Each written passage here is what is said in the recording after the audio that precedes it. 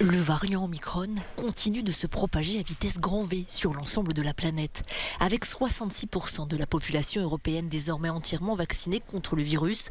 Le bloc est bien préparé, indique la chef de la Commission européenne, mais la prudence reste de mise.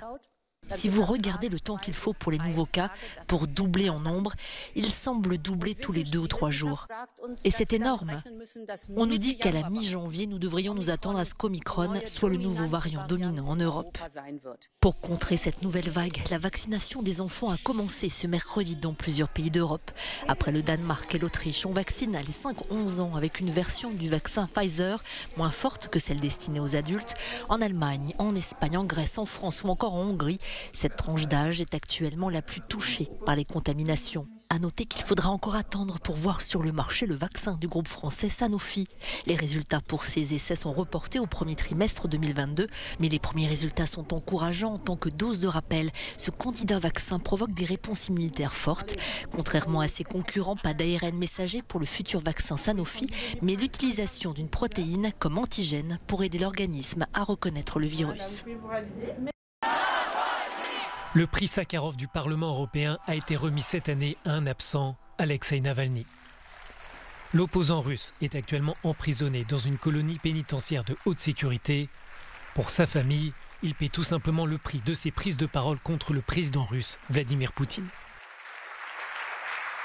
C'est sa fille qui a fait le déplacement à Strasbourg pour recevoir la récompense. Devant les eurodéputés, elle a demandé un soutien plus ferme de l'Union européenne.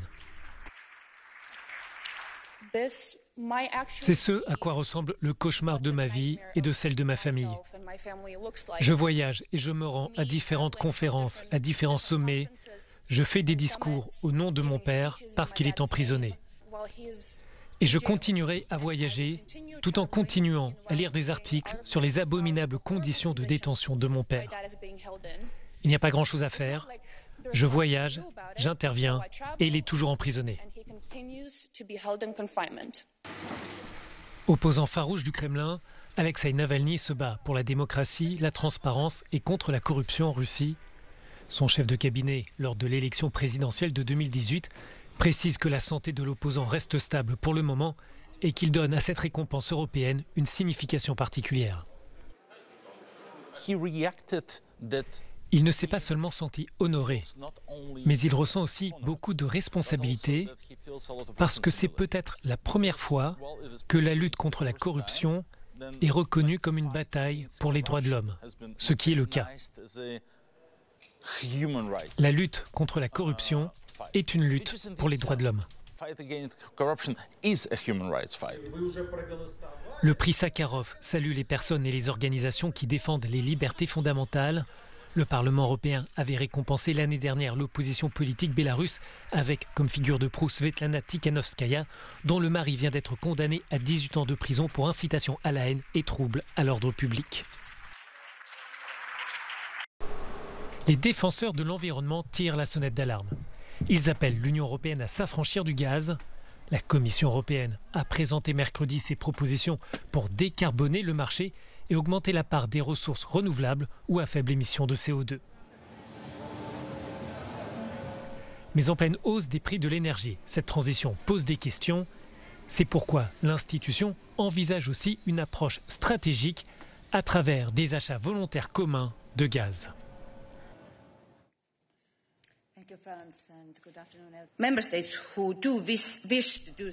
Les États membres qui le souhaitent pourront définir leurs propres paramètres pour des actions communes. Quelle quantité de gaz acheter? Quelle utilisation du gaz en situation d'urgence? Ensuite, ils informeront la Commission. Dans cet effort climatique, la Commission veut aussi engager le plus rapidement possible la rénovation des bâtiments qui représentent 40% de la consommation énergétique dans l'Union et 36% des émissions de gaz à effet de serre. À partir de 2030, tous les nouveaux bâtiments devront être neutres en carbone. Cette mesure n'est pas uniquement environnementale, mais aussi sociale. Des millions d'Européens ne peuvent pas payer leurs factures d'énergie. Souvent, ils vivent dans des bâtiments mal isolés, dotés de systèmes énergétiques obsolètes. Nous voyons que les prix actuels de l'énergie ont un impact disproportionné sur les foyers vulnérables. Un bâtiment de la classe énergétique la plus basse consomme 10 fois plus que les mieux classés. Les personnes qui y vivent, souvent parmi les plus pauvres, payent beaucoup plus que si elles vivaient dans un bâtiment en meilleures conditions. Dans un autre texte, la Commission propose aussi de renforcer les infractions pénales pour défendre l'environnement. Il s'agit d'établir de nouveaux délits climatiques, mais aussi de fixer des sanctions minimales contre la criminalité environnementale, très lucrative et qui fait l'objet de peu de poursuites.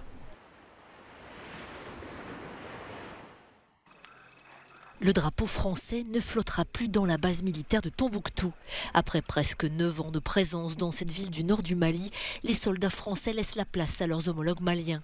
Après Kidal et Thessalie, ce retrait de la force Barkhane est un symbole fort. C'est à Tombouctou que l'ancien président François Hollande avait lancé l'intervention française contre les djihadistes.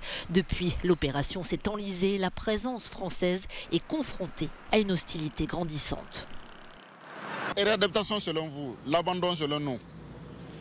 En 8 ans de présence au Mali, l'armée française n'a rien foutu, il faut le dire. Je dirais une décennie de pertes pour la nation malienne. Une décennie complètement perdue comme ça. C'est un bilan catastrophique. Sinon, personnellement, je pense que le retrait, quand même, je le vois négatif selon moi. Parce qu'une sécurité, on en a besoin. Nous sommes dans la guerre et nous avons besoin de cette sécurité ici à Tombouctou et partout au Mali. Les soldats français quittent Tombouctou, mais pas le Mali. En 2023, il n'y aura plus que 3000 Français au Sahel contre 5000 jusqu'ici. Le président Macron se rendra lundi à Bamako pour rencontrer le colonel Goïta, nouvel homme fort du pays, avant de passer Noël avec les soldats stationnés à Gao. Il y a 2 ans, les cadavres de 39 migrants vietnamiens étaient découverts en Angleterre dans un conteneur. Depuis, des procédures judiciaires ont été menées dans au moins 4 pays, dont la Belgique. Ce mercredi, à Bruges, la peine maximale, 15 ans de prison, a été requise contre un Vietnamien de 45 ans, accusé d'être à la tête de la cellule belge d'un trafic d'êtres humains. Ce réseau aurait organisé, selon le parquet, plus de 130 transports de migrants vers l'Angleterre via la Belgique. Le 23 octobre 2019, dans une zone industrielle de Grays, à l'est de Londres, 31 hommes et 8 femmes âgés de 15 à 44 ans avaient été retrouvés morts, victimes d'asphyxie et d'hyperthermie. Le conteneur était parti du port belge de Zeebrugge. Chaque candidat au voyage avait dû débourser en moyenne 24 000 €, la moitié pour arriver en Europe et le reste pour franchir la Manche.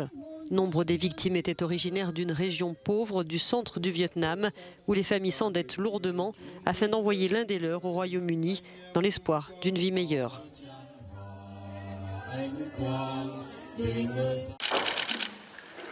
Un Russe condamné à la prison à perpétuité à Berlin, en Allemagne. Vadim Krasikov a été reconnu coupable du meurtre de Tornike Kaftarashvili, un Géorgien, ancien dirigeant séparatiste en Tchétchénie. Selon la Cour, l'ordre de liquider la victime est venu directement des autorités russes. Les faits se sont déroulés en août 2019, en pleine journée au parc de Tiergarten, au cœur de la capitale allemande. Le meurtrier a tiré 2 fois sur sa cible avant de l'achever par une balle dans la tête à bout portant. La victime avait combattu les forces russes dans les années 2000. Il vivait depuis 2016 en Allemagne où il avait obtenu l'asile avec sa famille. Le procureur a désigné l'accusé comme étant un commandant d'une unité spéciale du FSB, les services secrets russes. Moscou, qui a toujours nié toute implication, a dénoncé un verdict politique. C'est officiel, Sergio Agüero met un terme à sa carrière de footballeur professionnel.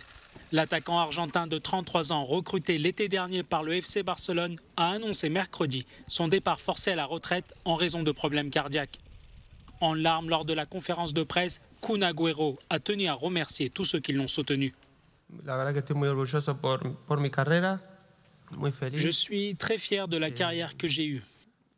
Je suis très heureux. J'ai toujours rêvé de jouer au football depuis l'âge de 5 ans. Quand j'ai touché un ballon pour la première fois de ma vie, mon rêve était de jouer dans les divisions supérieures. Je n'avais jamais pensé que j'irais un jour en Europe. Je tiens à remercier tout le monde. Pour le grand ami de Lionel Messi, le cauchemar a commencé le 30 octobre dernier, lors du match contre Alaves. Victime d'un malaise cardiaque, il s'allonge par terre en se touchant la poitrine. Suite à cela, les médecins lui ont confirmé qu'arrêter le football professionnel était la meilleure décision à prendre.